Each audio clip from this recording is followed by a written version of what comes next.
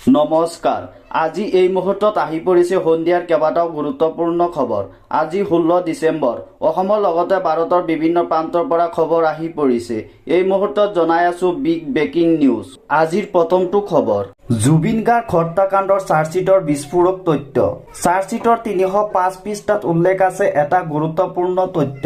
জুবিনে ঘটনাৰ সময়ত পৰিধান কৰা পেণ্টত উদ্ধাৰ 3টা টেবলেট। জুবিনে নিতৌ খোৱা 3টা টেবলেট খোলা অৱস্থাত আছিল কিন্তু খোৱা নাছিল।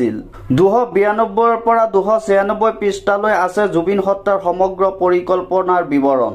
প্ৰবাসী অসমীয়া অভিমন্যু তালুকদাৰৰ ভাষ্যত আছে বিস্ফোৰক তথ্য। অভিমানৰ সাক্ষ্য ইয়টখন তেওঁ সম্পূৰ্ণ শ্যামকানু মহন্তৰ জ্ঞাতসাৰে বুক কৰিছিল। ইয়টত জুবিন সাগৰলৈ যোৱা বুলি শ্যামকানুৱে নাজানো বোলাটো সত্য নহয়। শ্যামকানু মহন্তৰ পৰা জুবিনে পাবলগীয়া আছিল মোটা অংকৰ ধন। প্ৰাপ্য ধন বিচাৰি জুবিনে শেহতীয়াকৈ হেঁচা দিছিল আৰু তেওঁ দিয়া নাছিল। অধিবক্তাৰ মতে 12,000 পৃষ্ঠাজোৰা চাৰ্জশ্বিট অধিক শক্তিশালী, যথেষ্ট শক্তিশালী আৰু সমল আছে SITৰ এই চাৰ্জশ্বিটত। অবৈধ মিয়াৰ সমৰ্থনত মুকলিকৈ নামিল কংগ্ৰেছ। মিয়াৰ বাবে ন্যায় বিচাৰি দ্বাৰস্থ হ'ল মানৱ অধিকাৰ আয়োগৰ। মিয়াৰ সমৰ্থনত মুকলিকৈ নামিল কংগ্ৰেছ। অবৈধ মিয়াক উচ্ছেদ চলোৱাৰ বাবে দুখ পাইছে কংগ্ৰেছে। অবৈধ মিয়াৰ জৰিয়তে দীৰ্ঘদিন ধৰি ভোটৰ ৰাজনীতি কৰি আহিছিল কংগ্ৰেছে। অৱশেষত অবৈধ মিয়াৰ বিৰুদ্ধে উচ্ছেদ চলোৱাত হাহাকাৰ লাগিছে মিয়াৰ ৰক্ষক কংগ্ৰেছৰ। উচ্ছেদৰ নামত মিয়াক হাৰাশাস্তি কৰা বুলিও উত্থাপন কৰিছে অভিযোগ। মিয়াক ৰক্ষণাবেক্ষণ দিবৰ বাবে মানৱ অধিকাৰ আয়োগত দাখিল কৰিছে আবেদন। গৌৰৱ গগৈৰ ঘনিষ্ঠ ইমদাদ হুছেইনে দাখিল কৰে এই অভিযোগ পত্ৰ। অখিল গগৈয়ে AIUDF দলটোক কংগ্ৰেছৰ সৈতে চামিল হোৱাৰ আহ্বানক লৈ খৰ্গহস্ত হৈ পৰিছে চেঙ্গাৰ বিধায়ক আশ্ৰাফুল হুছেইন।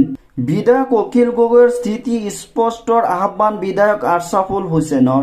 2021 চনত অখিল গগৈয়ে বিজেপিৰ হৈ কাম কৰাৰ গুৰুতৰ অভিযোগ। পূৰ্বে কেতিয়াবা কংগ্ৰেছ আৰু বিজেপিৰ হৈ কাম কৰাৰ অভিযোগ। AIUDF দলটো কংগ্ৰেছৰ সৈতে চামিলৰ বাবে জনোৱা আহ্বানক প্ৰত্যুত্তৰ দিলে চেঙ্গাৰ বিধায়ক আশ্ৰাফুল হুছেইনে। পৰৱৰ্তী খবৰ, জিলা প্ৰশাসন আৰু থানাৰ দালাল উদ্দেশ্যে শ্বেৰমান আলীৰ বিস্ফোৰক মন্তব্য। মোৰ এখন ডায়েৰী ভৰ্তি আছে ক'ত কোনে দালালি কৰি আছে। মই ক্ষমতাত আহিলে সেইকেইটাৰ বিহন শাস্তি হ'ব। বৰপেটা জিলা আয়ুক্ত SPৰ বয়ত পেপুৱা লাগি থাকে। SPৰ নাম ল'বলৈ তেওঁৰ সাহস নাই। জিলা প্ৰশাসন আৰু থানাৰ দালালৰ উদ্দেশ্য বিধায়ক শ্বেৰমান আলীৰ বিস্ফোৰক মন্তব্য।